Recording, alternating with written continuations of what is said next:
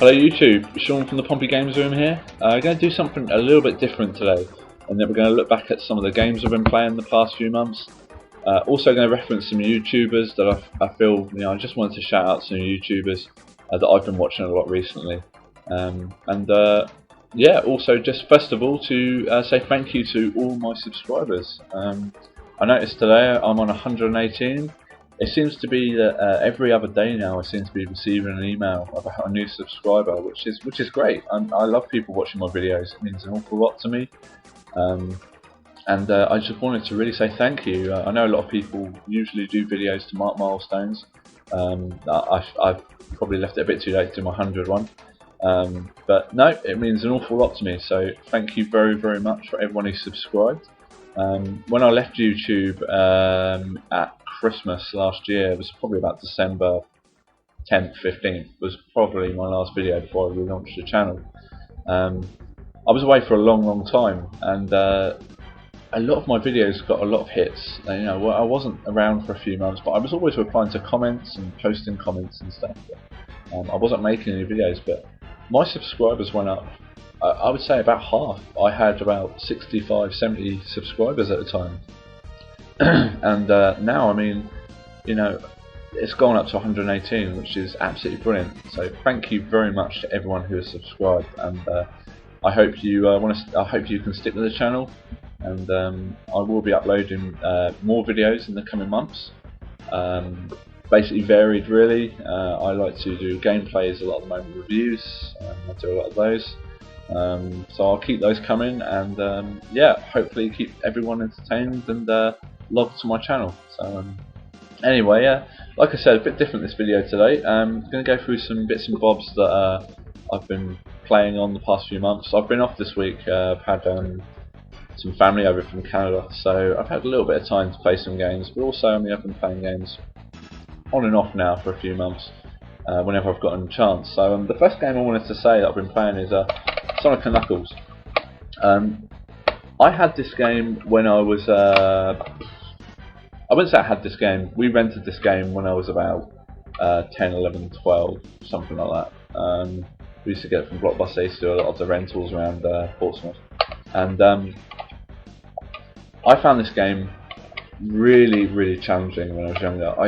I love Sonic 2. It's possibly one of my favourite games of all time. And apparently this thing was it was designed obviously with the bolt-on in mind, but a lot of the concepts from Sonic 3 and Sonic 2 were merged together for this game, and it really shows there are so many different ways to die in this game. It's unbelievable. You can't really travel along in a ball or just normal running without hitting something in this game. There is stuff every few screenshots. As you're going along, there is something. There is either a mine on the floor, there's something hiding in a tree, there's something about to drop something on your head. It's just very challenging. There's certain bits in this game that you think, they did an absolutely amazing job making this game, and I found it really difficult. I'm still struggling with it. I find the bosses quite taxing. They're quite difficult, but I'm slowly getting through it, and I'm really enjoying playing it again. Like I said, we only ever rented this game when I was younger, but it's absolutely brilliant. I don't think this game gets enough respect for what it does. With the bolt-on features it brings to Sonic 1 as well, with the extra games it unlocks, the special stages. To Sonic 2, being able to play the Sonic 2 game with Knuckles, being able to climb up to areas that you couldn't get before and things like that. Absolutely brilliant. I'm really loving this game. Just a quick plug for a store. I got this in a place called Snooper's Paradise in Brighton. It was cheaper than it would have been on eBay. Once I factored in postage, probably the cartridge alone would have cost me about $11.50 to get. I ended up getting this for $7.50, so I was really happy with that. Snooper's Paradise. I don't go to Brighton much, but I went to this place, and I've got to admit, it was absolutely insane in that store. There was so much stuff there. There was old books, records, coats, retro clothing, and they had a little section for retro games. I say little, it was probably about 5 or 6 cabinets, but these cabinets were rammed. There was so much stuff in them. I actually got a strategy guide as well, so for the Mega Drive games with all the tips and cheats and stuff. So that was pretty cool. Again, cheaper than I got on eBay. So if you're ever down south, Brighton area, Old Portsmouth, check out the retro game store videos that I've done. There's some brilliant stores, and they're still going today, those stores in Portsmouth. Very, very good, very, very reasonable as well. So it usually beats paying the postage on eBay for these things. But Snooper's Paradise, I've never really been there before, and I was really impressed, and I'll definitely be heading back there for more games if I ever go back to Brighton. It's also just great to look around. There's so much stuff going on in there. So that's one game I've been playing recently, and like I said, it's been really challenging, but going back to it. The next two games are pretty much related. I played one of them, and I found myself really enjoying it, so I ended up buying the other one as well. But the first one is Starwing. This game was revolutionary when it came out. Absolutely amazing. Obviously, it used the FX chip, which I think only 5 or 6 games used, really, from this game onwards. But it really showed what the SNES could do. Absolutely brilliant game, so well done, and really challenging. The only moan I have about this game is the collision detection in this game. Picking up power-ups and things can be a little bit challenging. You think you're flying through something, you'll probably be half a wing through a bullet, or not a bullet, sorry, a power-up, so like one of these bombs. You'll be half a wing's width through them, and you won't be able to pick them up. Same as when you go through the circles to get extra bombs and power-ups and stuff. It's pretty poor, the power-ups. But that aside, this game, you can't fault it. It's so playable. With the barrel rolls and things like that, it just makes the game so entertaining. And at the time when this was out, there was nothing else out like this. And for that alone, I think you should really play this game. Absolutely brilliant, very challenging. I only played this game in stints when I was younger. I mean stints. We never had a SNES when I was younger. We had Mega Drive, and we only ever played this when people brought it around, like Mario Kart and things like that as well. But I gotta admit, I'm absolutely hooked on this game at the moment. I've spent a good 4 hours, I'd say. I've nearly completed it. I'm about a stage away from completing it. You just can't go wrong with Starwing, in my view. Now, the next game I've also played is very much related to Starwing, and that is Star Fox 64. I've got the box set here. Now, the thing I find weird about this is it's Star Fox 64, sorry, but when you open it up, the actual game inside is Lilac Wars, and it's got a rumble pack with it, so it's the box set. It's got the book in there as well, manual. So yeah, got Lilac Wars inside, and Star Fox 64. Now, I have seen and I've read reviews on this game that they couldn't get the rights to Star Fox, which, okay, that's fair enough, but on eBay you see a lot of the Lilac Wars box sets. Now, I don't know whether this was a late run of the game and they had boxes to use up and things like that, or it's just a very early run of the game and they released it with the pending copyright for the name. It doesn't say when it was released. 1997, so effectively it was out when literally this was out, I suppose, right at the beginning. So it could just be a one-off box. It's an American box art. It's actually got an American number on the back. So I think maybe that this is an American box. It's definitely an English game, but everything else in there is the American box. The manual is, I believe the manual was a Star Fox manual. Let's just double check. Star Fox 64, so even the manual is Star Fox 64. But anyway, that aside, I don't know whether it's like a late or early run of the game, but Lilac Wars, along with Star Fox, Starwing, absolutely brilliant game. This had improved on so many things to Starwing. Starwing, like I said, the collision detection was sometimes off. You could hit targets and you wouldn't pick them up, power-ups and stuff. Well, this game just works so much better. They ironed out so many problems with it, and it just absolutely looks amazing. I'd say it's probably one of the best looking games on the N64. When you play it, everything's so smooth. all the techniques and stuff are really easy to carry out, and it really takes advantage of the N64 pad. Brilliant game, definitely recommend it. And again, I got this for a steal. This was £2.50, and it comes with a box. I mean, it hasn't got the inlay and stuff, to be fair. I mean, I pick up games usually just without stuff. I'm not really a completist sort of person. I don't have to have the game in complete form. But Light Wars, brilliant game, definitely recommended. Very challenging. The bosses are a little bit difficult, a little bit more difficult on this, but they are basically souped up versions of the bosses that were in Starwind. So if you've never played Light Wars but you like Starwind, not much chance of that obviously, but definitely look out for Light Wars. Very cheap to pick up on eBay. Like I said, I picked this up for £2.50, and I picked it up local as well, so I didn't even have to pay any postage, which is also good. So anyway, the next thing isn't a game, it's a controller. It's a Mega Drive controller. It's weird, to say the least. It's really comfy. If you're playing a game for a long time, this controller is absolutely brilliant. I got this in a job lot on eBay, and the job lot cost me about 30 quid, and I got a box console. I got, I think, 30 odd games, and this thing was sitting at the bottom. Now, I've never ever seen one of these pads before. It's called a cheetah pad. Not cheetah as in cheats, it's cheetah as in the animal.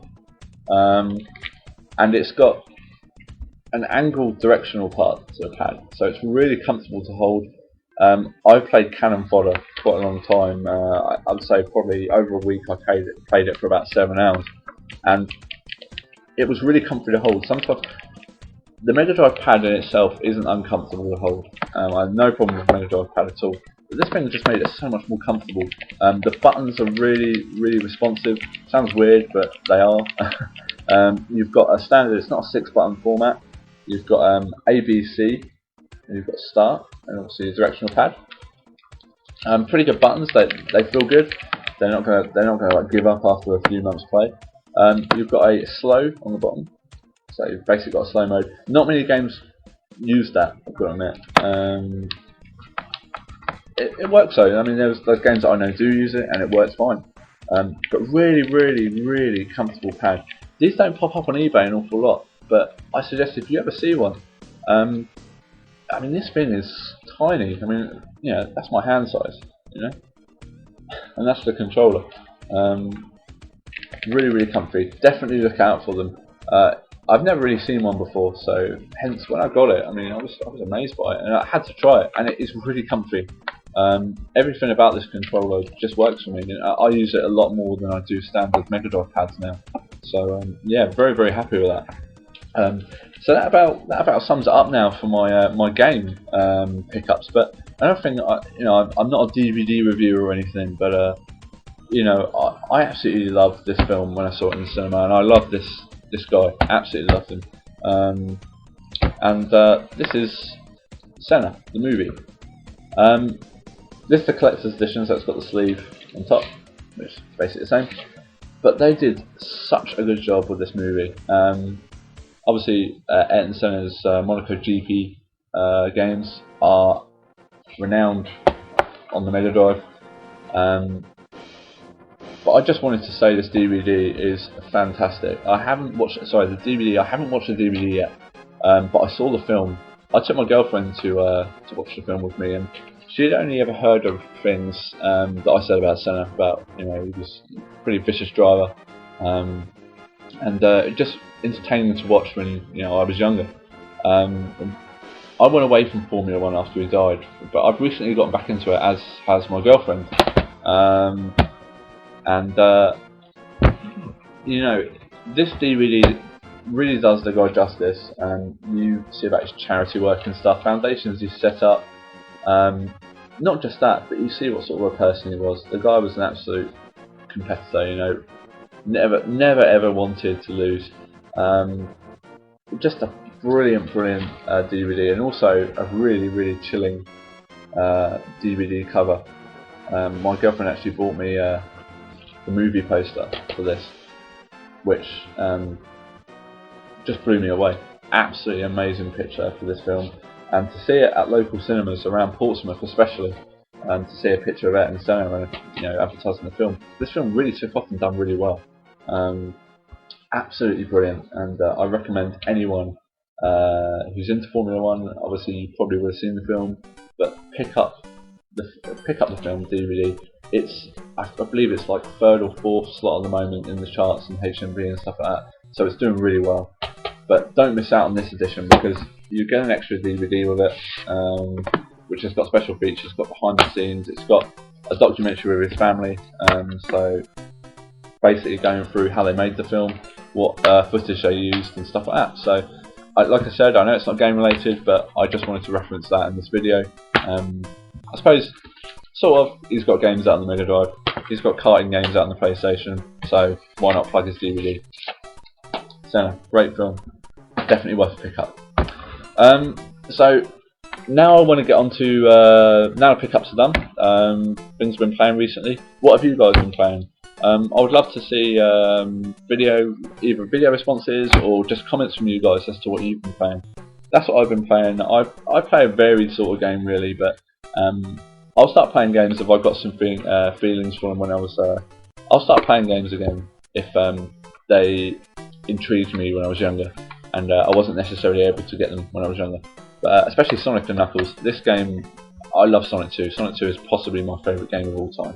So to play this and get a different angle on the Sonic 2 games was a no-brainer for me. So yeah, I mean, I would love to know what you guys have been playing and things like that. So definitely get in touch with me, PM, comment, video response, whatever. It'd be great to hear from anyone on it. Whilst talking about YouTube, sort of videos and things like that, responses, I just wanted to touch on some YouTubers that I've been watching recently. Well, not recently, since I had my extended period away from YouTube, I ended up watching and finding a lot of new channels, and the whole thing with YouTube, which I find amazing, is that people come and go, and everyone on YouTube, especially retro gaming wise, has a different thing to bring. They all have their own likes and dislike game wise systems. They all bring their own idea of what they consider to be their retro sort of gaming, which is great. You discover new games that way, and you also can speak to people about games you're happy with and passionate about and things like that, and it's brilliant. YouTube as a hub for retro gaming is absolutely brilliant. I haven't really been ever able to attend these replay events and things like this, and the Game Link weekend. Sorry, I wasn't able to attend that mainly due to where these things are. I mean, Blackpool's a long way for me to travel. The Game Link weekend was nowhere near me again. So, but it's not that I don't want to go to these things. I would love to go to these things, but also with work and just trying to get there and stuff, it would just be far too much money. But one day I would love to go to one of those retro gaming events. They do look really good. But I just wanted to talk about some YouTubers that I've been watching a lot recently, and the first one I'm gonna talk about is a guy called ninjbearhug. His channel is called ninjbearhug. This guy absolutely cracks me up watching his reviews. He is possibly one of my favourite YouTubers at the moment. Anything that he puts up, I watch. I like to comment on it. I've PM'd him. I've had a good conversation with him. Really nice guy. How this guy gets away with the size collection he has in his house, I have no idea. I mean, I know he puts it in the attic, but most people have outhouses. Like Xfile 2708 has a whole outhouse basically for his games collection. But this guy has his whole attic space, and he tries to trade it off with his wife by giving his daughter a little part in the corner where she can keep her Pico collection and things like that, which I find pretty amazing. This guy is he is one of the nicest guys, knowledgeable guys as well on YouTube for Sega gaming items. If there's a chance that there's an odd game, a variant of a game out which not many people have got, I can guarantee this guy is pretty much 75, what an insult, 95% of the time has got the variant. He has got a massive collection. Nice guy, brilliant content on his channel. Make sure you check out ninjbearhug. Next guy who I actually found through ninjbearhug's channel is a guy called ashleyescort. Now this guy is going for a full Mega Drive collection, and he got so many difficult games out of the way straight away. Again, a really nice guy, knows his stuff. The videos he puts up, he tends to put them up in stints, so he'll put them up every few weeks, and then he'll put a few videos up around the period that he puts one up, if you get what I mean. So he tends to put batches of videos up rather than just the odd one. But he does updates on his collection, pickups, and he's done the odd game review and playthrough. But really nice guy. Again, I've been speaking to him via messaging and comments and stuff, but I feel really sorry for him actually, because he's just had a game go missing in the post, a very rare game which apparently he paid a lot of money for. The one thing I would say actually is that I've had a game go missing in the post. I've had 2 games go missing in the post. One of which went missing in October time about 2 years ago, and it ended up turning up in February. So basically just fell off a trolley or something, and it was probably kicked around the sorting office, probably not what you want to hear. And it did come through eventually, so there's a good chance you'll still get your game, so don't give up hope. But, you never know. But definitely check out Ashley Escort's YouTube page. Brilliant Mega Drive collector, very knowledgeable guy, very funny guy. Yeah, definitely check him out. The third person I want to shout out is a guy who runs a channel called thesaintedmagnusshow. This guy has such a varied video catalogue. He has videos pretty much across every genre of game. He has similar tastes in Mega Drive games to myself. He collects so much stuff, and he puts up so many good content videos. He's one of those people that can put a video up and just speak to the camera. Now, okay, I'm doing this here, but I don't often do these sort of videos. I'm not very good at just speaking to the camera. So basically, check this guy out if you like listening to a guy very knowledgeable about the games he owns. He buys games that mean something to him. He's not one of those people that just goes out and buys a game because it's cheap. He will pick a game up if it means something to him, or if he's heard about it, it's been recommended, and he always has something to say about it, which is great. You can guarantee if there's a random video going around, he's done a response to it. Always very entertaining to watch. The guy's done some brilliant videos as well, taking his camera out and about, and you know, basically just recording, you know, taking us to retro game stores and things like that, and bus journeys and stuff, and you know, mundane stuff like that. But it works on YouTube because it's funny. You know, you don't often see people taking you out and showing the area where they live and what they have to work with. But no, Saint Magnus Show, brilliant show. Definitely check it out. The guy is a top guy. He will reply to PMs. He will post comments on your channel, and you will not regret subscribing to it. So definitely check him out. The next channel I want to shout out is a channel that everyone will know. Everyone's probably subscribed to the guy. If not, he probably subscribed to you. This is Steve Benway.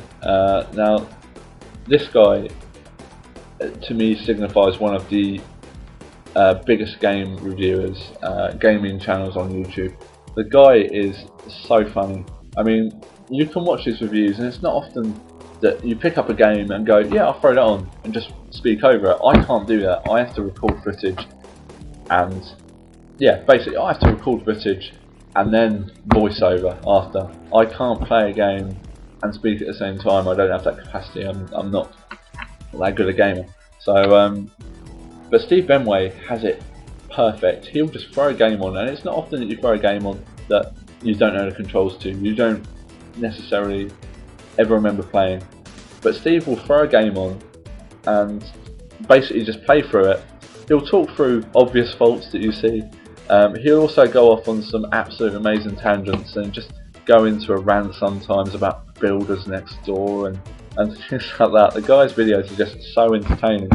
I definitely recommend subscribing to Steve. There's a good chance you're already subscribed to Steve Benway. But the guy is the guy's a genius. There's not many videos I've watched of the guy that I don't find funny, and whenever a Steve Benway video goes up, as with the full name YouTubers, I will make sure to watch them. They are among my favourite YouTubers, and I've watched an awful lot of their videos. But Steve Benway, he's been around for such a long time now on YouTube. He's even obviously branched now into Facebook and things like that, and he's making a great success of that. Again, top guy, will reply to any private messages you send him. Always willing to help, and just a very knowledgeable guy. And he's the sort of person that the retro gaming community needs, because he's the sort of person that gets people talking about games. He'll post subjects, and his Friday talkies, I believe, have been possibly replicated by most of the people that I've been subscribed to, which isn't a bad thing. You know, it's great. I love hearing what people have to say about gaming. But Steve Benway, for me, they're always the original Friday rants, yeah, absolutely brilliant guy. So that about wraps it up for my YouTube video here today, guys. I've got some stuff in the pipeline at the moment that I'm working on. I've got a few game reviews, a few hardware reviews. I'm trying to think of stuff to do for Christmas at the moment. I'm thinking of doing another Christmas sort of video, but it won't be as big as the last one. The last one was 6 parts and took a long time to do. So I'm not too sure I'll be doing another Christmas video like that, but be sure that I'll be posting something again soon. So until next time, guys, thanks for watching. Please feel free to comment, rate and subscribe, and I'll see you again soon. Thanks a lot.